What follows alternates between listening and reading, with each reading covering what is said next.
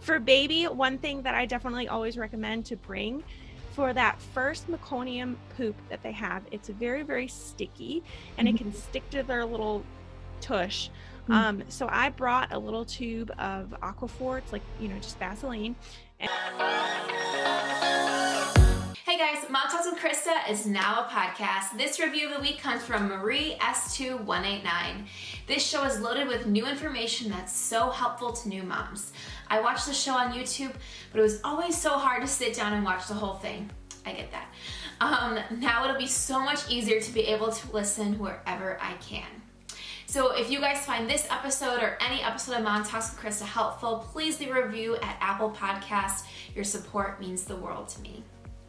Thanks for tuning into this episode of Mom Talks with Krista. Today we have one of my favorite reoccurring guests, Liesel Teen, who's also known as Mommy Labor Nurse on Instagram and all of her platforms.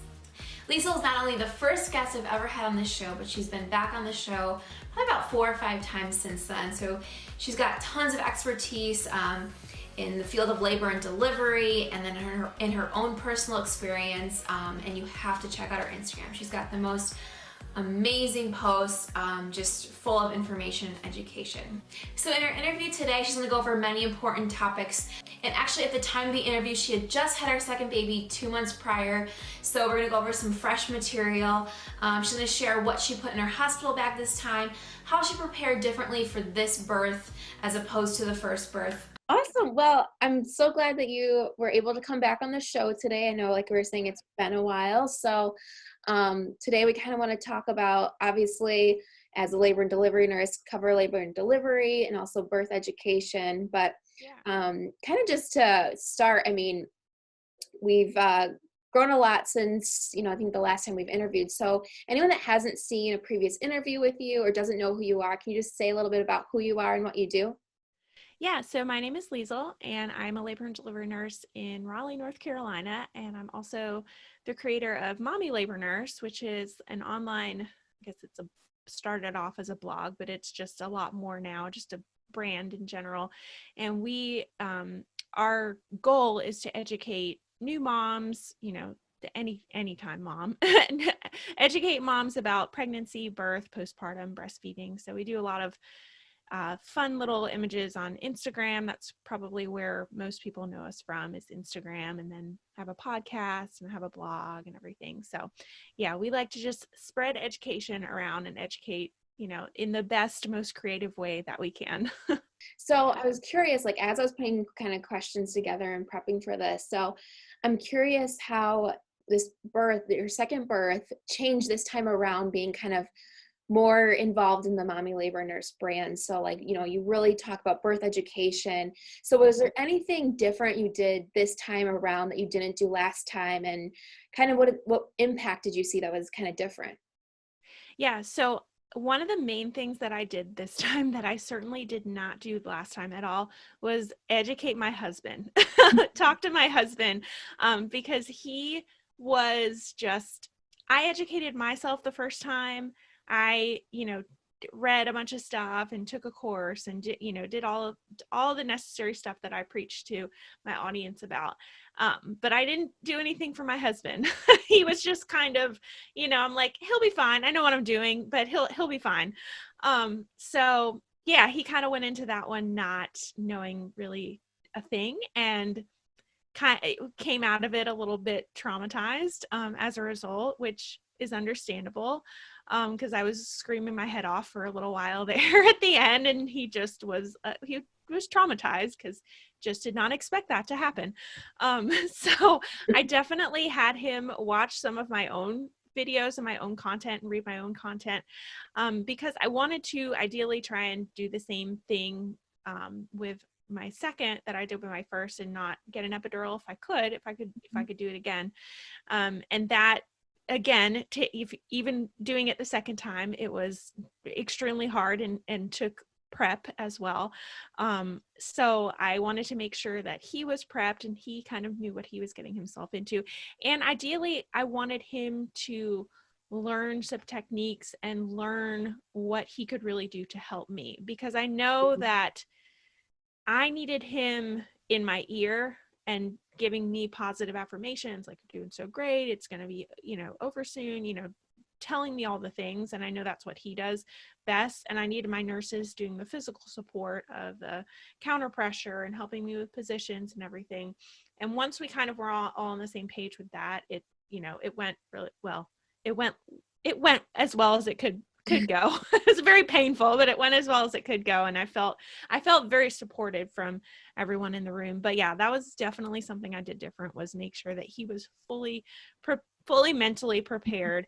And he was already somewhat mentally prepared without reading anything, just from having the first experience and going into the second one and knowing what to expect. But yeah, I just was like, let's do a little icing on the cake and just make sure we're on the same page here. So I would say the biggest difference is definitely I prepped him a whole lot more. Okay, so this next question, I see people ask this question all the time, and I feel like, who better to go to than the labor and delivery nurse herself? So what are the essentials that you packed in your overnight bag or your hospital bag that you would recommend moms to look out for and pack in their own bag?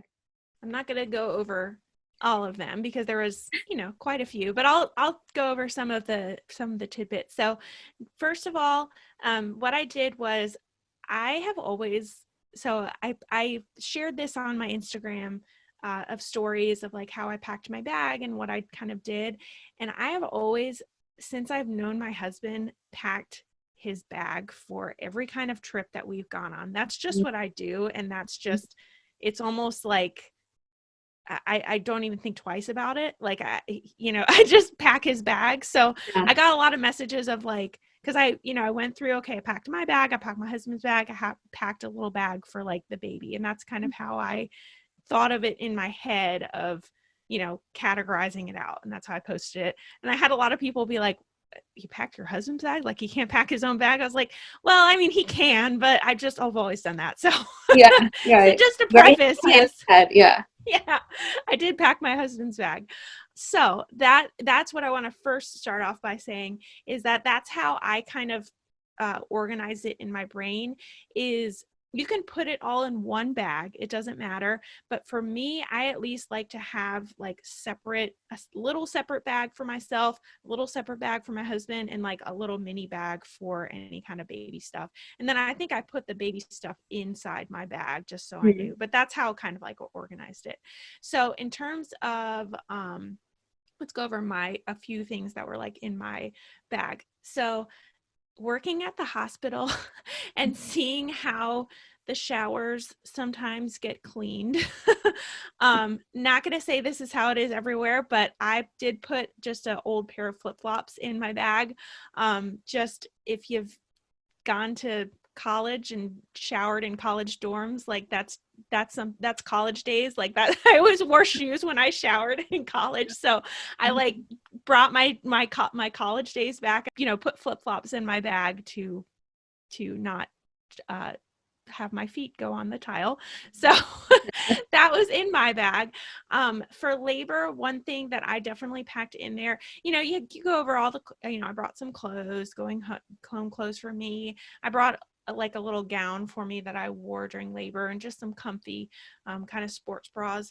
In terms of afterwards, I did bring a bunch of like open shirts. So I brought like a few PJ tops that were, you just like button them for because I planned on breastfeeding.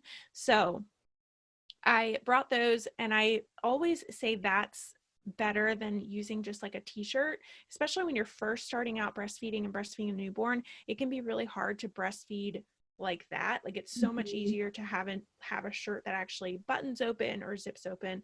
So I definitely brought those. Let me see what else is on my list. And then I forgot, for labor, I am a puker. So I brought a bunch of stuff that was like, I brought some of those Preggy Pops. I don't know if you know what those are, but they're like help with nausea. Yeah, I brought like little essential oil roller that I used for nausea. Just a few things. And I brought like, I make sure I had some Zofran that, for nausea. So I knew that I was going to be puking during labor. So I made sure I brought some extra stuff for nausea and vomiting. And then going back to afterwards, my stuff, definitely brought a nursing pillow too.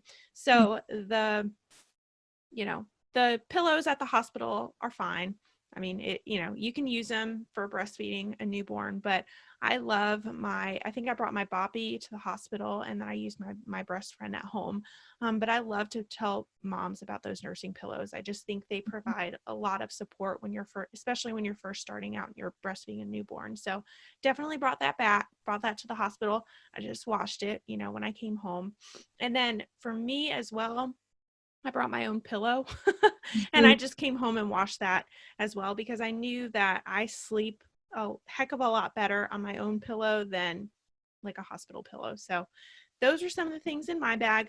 My husband's bag, I don't have to talk about it. Like, it's just normal husband stuff. For baby, one thing that I definitely always recommend to bring for that first meconium poop that they have, it's very, very sticky and it can stick to their little tush. So I brought a little tube of Aquaphor. It's like, just Vaseline. And what you do is, before they even go that first time, sometimes they kind of come out and it's on them, but and you kind of can't do anything about that. But if they haven't had their first poop yet, you just kind of smear on a little bit of that Aquaphor or Vaseline, right, in their bottom and all over, kind of their bottom in the diaper and stuff. It'll get on the diaper, and that will help with the stickiness when you wipe for that first meconium, and just make it a whole lot easier to clean. So I love to tell people about that little trick, and I certainly did this. I did that the first time with Walter. I did it the second time with Rylan. So that was definitely one that I packed in his bag.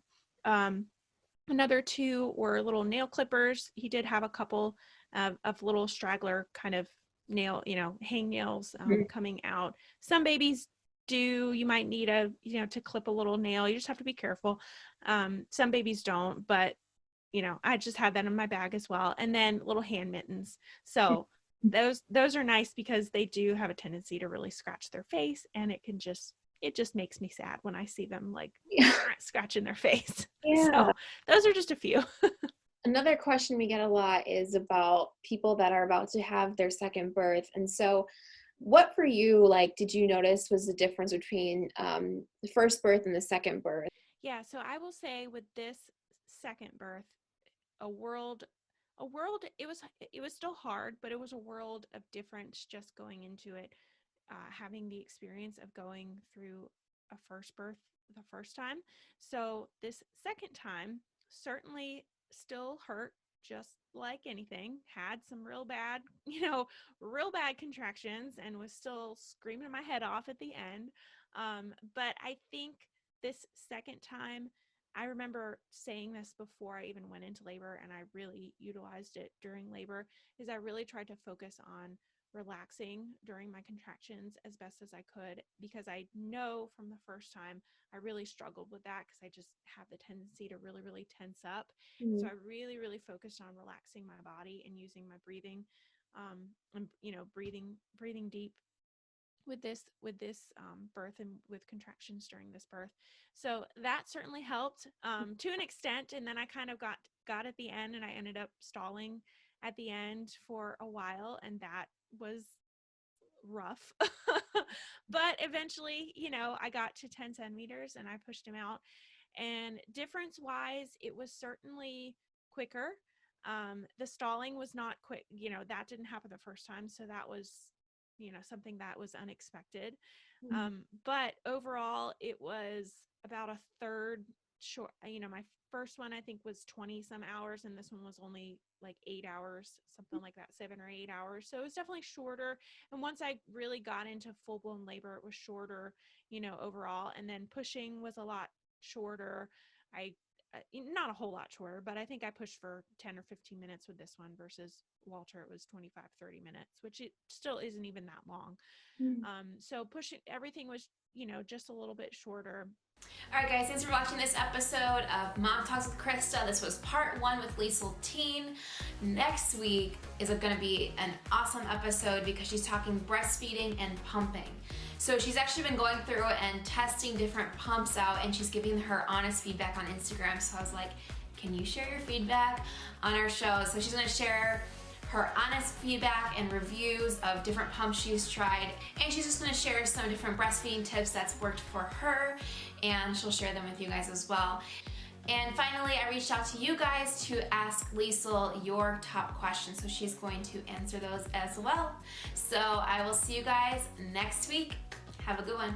Thanks for tuning in to this episode of Mom Talks with Krista. If you're not yet subscribed, go ahead and click on the subscribe button. It should be down here somewhere.